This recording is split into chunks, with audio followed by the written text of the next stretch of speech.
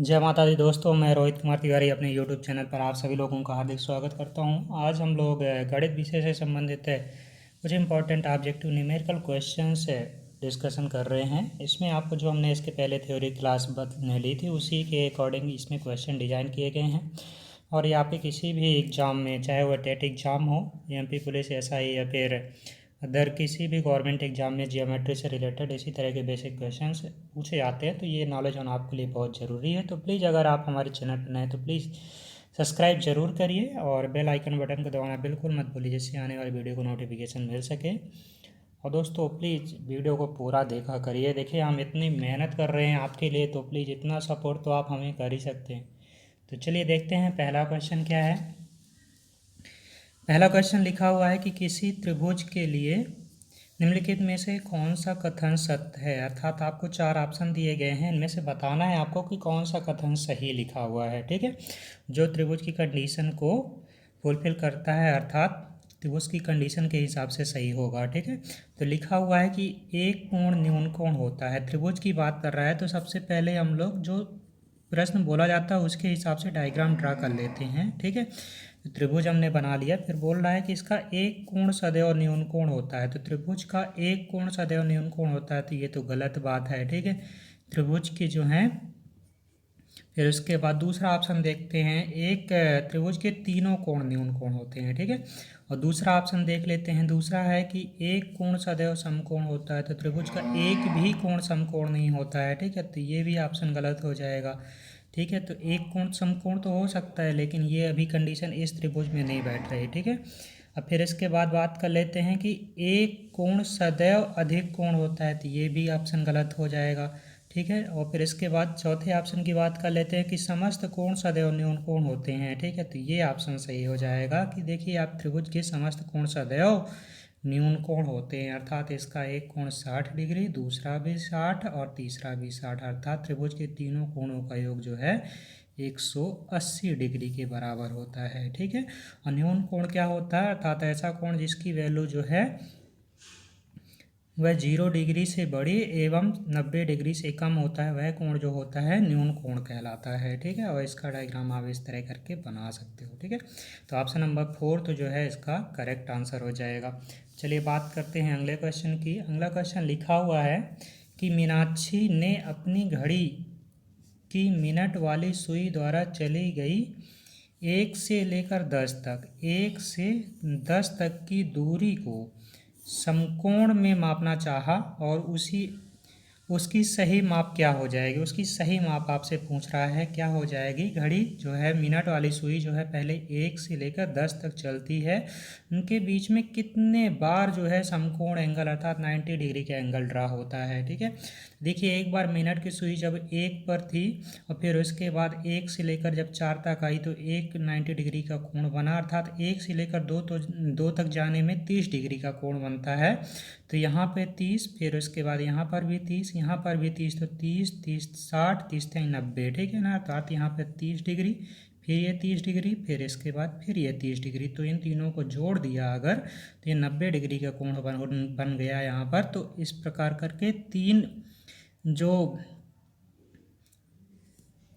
3 घंटे निकलने के बाद प्रत्येक घड़ी का जो सुई का कांटा होता है आपस में 90 डिग्री का कोण बनाता है। ठीक है, तो ये 90 डिग्री। इसी प्रकार 4 में 3 जोड़ दिया तो 7 आ गया, तो 4 और 7 के बीच फिर एक 90 डिग्री का कोण बन गया। इसी प्रकार 7 और 10 के बीच में एक बार फिर 90 डिग्री का कोण बन गया। तो बोल रहा है कि 1 से लेकर 10 तक कितने 90 डिग्री के कोण बनते हैं।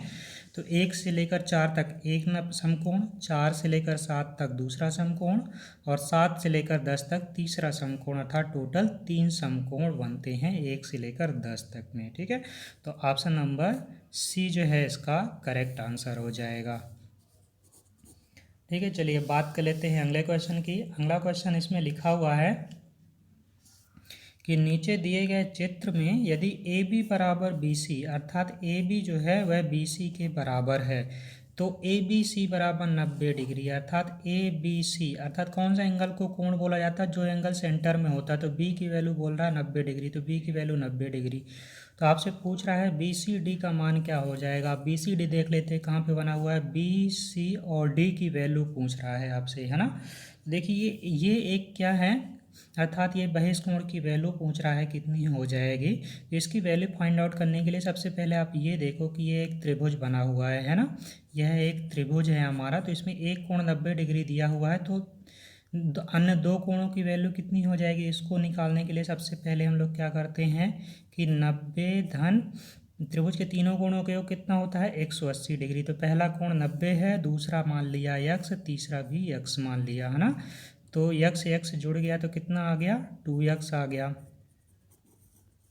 180 हो गया, और 2x बराबर 90 को इधर घटा दिया तो 90 आ गया, और x की वैल्यू कितनी आ गई 45। अर्थात जो दोनों कोण है वो 45 डिग्री के हो जाएंगे। ठीक है, ये भी 45 और इसके अलावा ये कोण भी 45 डिग्री का हो जाएगा। तो जब ये दोनों एंगल की वैल्यू हमने निकाल लिया, फिर इसके बाद इसको सॉल्व करने के लिए अब देखिए यहाँ पर इस एंगल की वैल्यू तो हमें पता हो गई, अब इस एंगल की वैल्यू निकालना है। तो देखिए ये एक सरल रेखा है कि नहीं, यह एक सरल रेखा यहाँ पर बन रही है, और सरल रेखा में बना कोण हमेशा 180 डिग्री का होता है।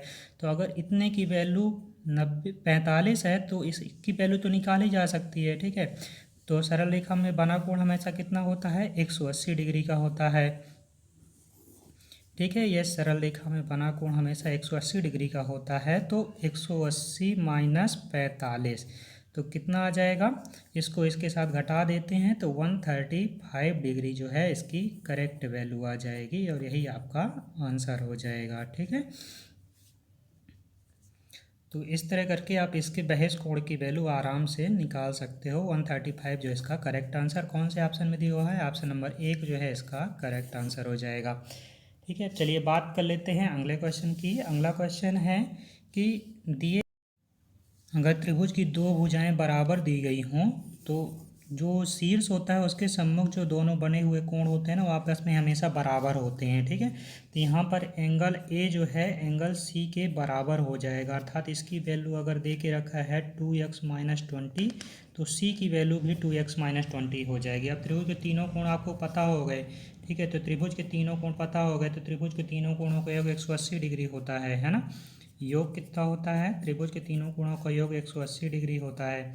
तो हमने जोड़ दिया तो 2x माइनस 20 और फिर x, फिर इसके बाद 2x माइनस 20 बराबर 180 डिग्री है ना। तो x वाले को x वाले के साथ जोड़ दिया तो कितना हो गया 2 2 4 1 5, तो 5x आ गया, और 20 को 20 के साथ जोड़ दिया क्योंकि साइन सबसे पहले देखा जाता है, तो माइनस माइनस है तो कितना हो जाएगा 20 20 40, माइनस 40 बराबर 180 आ गया। ठीक है, अब 5x बराबर कितना आ गया, 40 को इधर ट्रांसफ़र कर दिया तो 220 हो गया, 180 में 40 जोड़ दिया, फिर इसके बाद इसको डिवाइड करते हैं तो 5 चौके 20 और 5 चौके 20, यक्स की वैल्यू कितनी मिल गई 44 डिग्री। ठीक है, और आपसे क्या पूछ रहा है एंगल बी की मान, तो बी बराबर क्या है यक्स डिग्री, तो यहाँ पे बी लिख सकते हो यक्स की जगह पे। ठीक है, तो एंगल बी की वैल्यू 44 डिग्री आ गई। कौन सा ऑप्शन में लिखा हुआ है 44, ऑप्शन नंबर बी जो है इसका करेक्ट आंसर हो जाएगा। ठीक है, ओके। अगला क्वेश्चन है कि यदि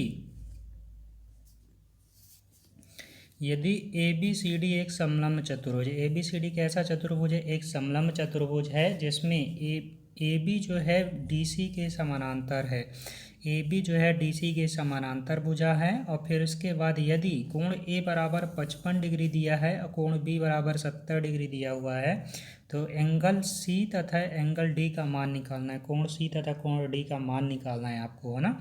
इस तरह का क्वेश्चन अगर आपसे पूछता है तो ये दोनों भुजाएं अगर समानांतर हैं और मान लो इनको एक तिर्यक छेदी दो तिर्यक छेदी रेखाएं कट कर रही हैं, तो हमने आपको बताया था कि इनके जो संगत कोण होते हैं वह आपस में बराबर होते हैं, अंतः कोण जो होते हैं वो आपस में इनका योग जो है 180 डिग्री के बराबर होता है। ठीक है, तो इसी प्रकार देखिए ये एक दो समानांतर रेखाएं हैं, इनके बीच में मान लो एक ये तिर्यक रेखा कट कर रही है, तिर्यक रेखा ये कट कर रही है, तो ये जो अंदर साइड पे बने हुए अंतःकोण हैं इनका योग 180 डिग्री के बराबर होगा। तो ये कोण अगर 55 है तो ये कितना हो जाएगा 180 से घटा दो आप, तो 55, इसको आप यक्स मान लो इसको वाई मान लो, चलो सॉल्व ही कर देते हैं। तो 55 प्लस यक्स बराबर 180 डिग्री, तो यक्स बराबर कितना हो जाएगा 180 माइनस 55, तो कितना आ जाएगा 125, तो ये इसका करेक्ट आंसर हो जाएगा। इसी प्रकार y की वैल्यू निकालना है तो 180 -70, ठीक है। तो इसको घटा दिया तो कितना आ जाएगा 110 डिग्री। तो y की वैल्यू 110 डिग्री आ गई, ठीक है। तो 125 और 110 कौन से ऑप्शन में दिया हुआ है? ऑप्शन सी की वैल्यू पूछ रहा है। तो सी क्या है? यक्स। सी की जगह पे हमने क्या लिखा हुआ है? y लिखा हुआ है। तो y बराबर 110, ठीक है। तो कौन सा ऑप्शन सही है? इसमें ऑप्शन हमने सही नहीं लिख पाए हैं, तो ठीक है, इसको आप कर लीजिएगा। सी की वैल्यू, सी की जगह पे y है, तो अर्थात 110 और 125 होना चाहिए करेक्ट आंसर, सही पैटर्न में, ठीक है। जो वैल्यू यहाँ पे जिस पैटर्न में पूछता है उसी पैटर्न में हमको लिखना होता है, क्योंकि सी की जगह पे y है, y की वैल्यू हमने 110 निकाली हुई है। पहले सी की वैल्यू 110 और फिर डी की वैल्यू जो है 125, तो 125 हो जाएगा। तो ऑप्शन नंबर सी जो है इसका करेक्ट आंसर हो जाएगा, ठीक है। चलिए बात कर लेते हैं अगले क्वेश्चन की। अगला क्वेश्चन दिया हुआ है कि दो सरल रेखाएं ए बी तथा सी डी जो हैं परस्पर ओ बिंदु पर प्रतिच्छेद करती हैं। ये आप लोग देख पा रहे होंगे डायग्राम में, दो सरल रेखाएं एक दूसरे को परस्पर ओ बिंदु पर प्रतिच्छेद कर रही हैं। ए ओ सी बराबर 50 डिग्री, ए ओ सी बराबर 50 डिग्री देकर रखा हुआ है। आपसे बी ओ सी का मान पूछ रहा है। देखिए इसको भी सॉल्व करने के लिए सबसे पहले आपको डायग्राम ही देखना होता है अच्छे से ध्यान से। पहले जिसको फाइंड आउट करना है उसमें भी एंगल बना के उसको क्वेश्चन मार्क्स हमने कर दिया। फिर उसके बाद देखिए आपको ये दिख रहा है कि ये एक सरल रेखा है, ठीक है ना, सरल रेखा है। और फिर सरल रेखा होने के बाद आपको बेसिक प्रॉपर्टी पता है, सरल रेखा में बनने वाला कोण हमेशा 180 डिग्री का होता है। तो अगर ये 50 डिग्री है तो इसको 180 से घटा दो, तो 180 माइनस 50 बराबर कितना हो जाएगा 130 डिग्री। तो एंगल बी ओ सी की वैल्यू जो हो जाएगी कितनी हो जाएगी 130 डिग्री। अब देखिए अगर हम लोग प्रोसेस से लगाते हैं, चूँकि ए ओ सी प्लस बी ओ सी बराबर 180 डिग्री और ए ओ सी की वैल्यू 50 दे के रखा है, प्लस बी ओ सी बराबर 180 डिग्री, और इस प्रकार बी ओ सी का मान जो है 180 माइनस 50 कर दिया तो कितना आ गया 130 डिग्री, या इसका करेक्ट आंसर हो जाएगा, ठीक है। चलिए तो कौन सा ऑप्शन सही हो जाएगा? ऑप्शन नंबर सी जो है इसका करेक्ट आंसर हो जाएगा, ठीक है।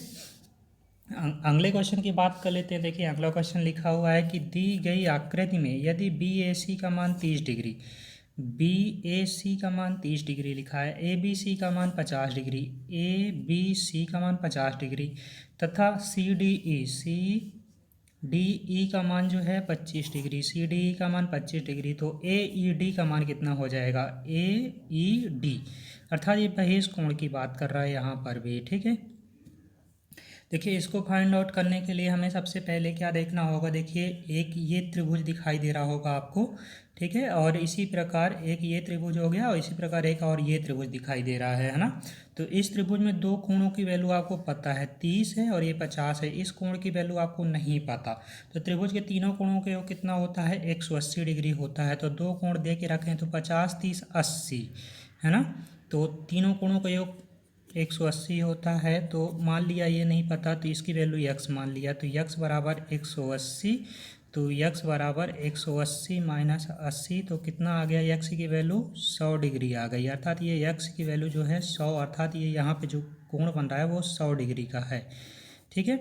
चूँकि अब यहाँ पे इस त्रिभुज की बात कर रहा है तो अब आप यहाँ पे देख सकते हैं कि ये भी एक सरल रेखा है, ठीक है। इस पर बना कोण एक साइड पे अगर 100 है तो दोनों साइड पे बना कोण टोटल 180 होना चाहिए। अगर ये 100 है तो ये कितना हो जाएगा, ये 80 डिग्री हो जाएगा। तो इस सरल रेखा में बना कोण 180 और ये 100 डिग्री, तो ये 80 डिग्री, ठीक है। अब फिर देखिए आपको, फिर अब अगले त्रिभुज में आ जाओ आप, है ना। अब अगले त्रिभुज में अगर हम लोग आते हैं तो ये मान अगले त्रिभुज में अगर आते हैं तो अगला त्रिभुज कौन सा है, सी डी ई, है ना। सी डी ई एक त्रिभुज है, इसमें सी डी ई एक त्रिभुज बना हुआ है ना। इस त्रिभुज में दो कोण आपको पता हो गए, एक 80 हो गया, दूसरा 25 हो गया, और तीसरा जिसकी वैल्यू नहीं पता तो इसको y मान लो, तो ये y हो गया, y बराबर 180 होता है ना। तो 80 और 25 बराबर 105, तो 180 माइनस 105 नंबर को नंबर के साथ घटा दिया तो कितना आ गया 75 डिग्री, अर्थात इस एंगल की जो वैल्यू है वह आपको 75 डिग्री मिल गई, है ना। इस एंगल की जब वैल्यू आपको 75 डिग्री मिल गई, क्योंकि ये बहिष कोण की बात कर रहा है, इस एंगल को फाइंड आउट करने के लिए बोल रहा है। तो देखिए फिर से यह एक सरल रेखा, इसको आगे तक हमने बढ़ा लिया, यह एक सरल रेखा हो गई। और सरल रेखा में एक तरफ में बनने वाला कोण आपको 75 पता है, दूसरे तरफ में नहीं पता कितना बन रहा है ना। तो इसको निकालने के लिए आप यहाँ से क्या करो, ये देखो एक तरफ का पता है और दूसरे तरफ का नहीं पता, तो सरल रेखा में बना कोण 180 डिग्री होता है। तो 180 माइनस 75 घटा दिया तो कितना आ गया, 105 डिग्री। तो यह आपका करेक्ट आंसर हो जाएगा। ठीक है, तो इस तरह करके आप क्वेश्चन को सॉल्व कर सकते हैं। तो ऑप्शन नंबर ए जो है इसका करेक्ट आंसर हो जाएगा। उम्मीद करता हूँ ये सारी चीज़ें समझ में आई होंगी। चलिए अगला क्वेश्चन देख लेते हैं। अगला क्वेश्चन है कि चित्र में कोण ए का मान है, चित्र में कोण ए की क्या वैल्यू हो जाएगी। चित्र में कोण ए की वैल्यू जो है आपको निकालने को बोल रहा है। तो देखिए एक ये डायग्राम बना हुआ है, त्रिभुज बना हुआ है, उसमें एक अंतः त्रिभुज भी बना हुआ है जो त्रिभुज के केंद्र से होकर बनाया गया है। ठीक है, तो त्रिभुज की एक प्रमेय होती है, अर्थात जिसे थ्योरम बोलते हो आप।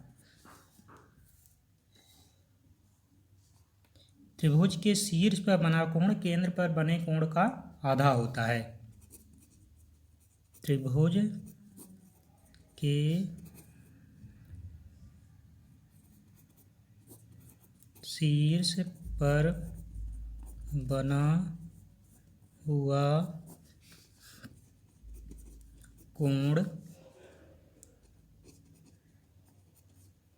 त्रिभुज के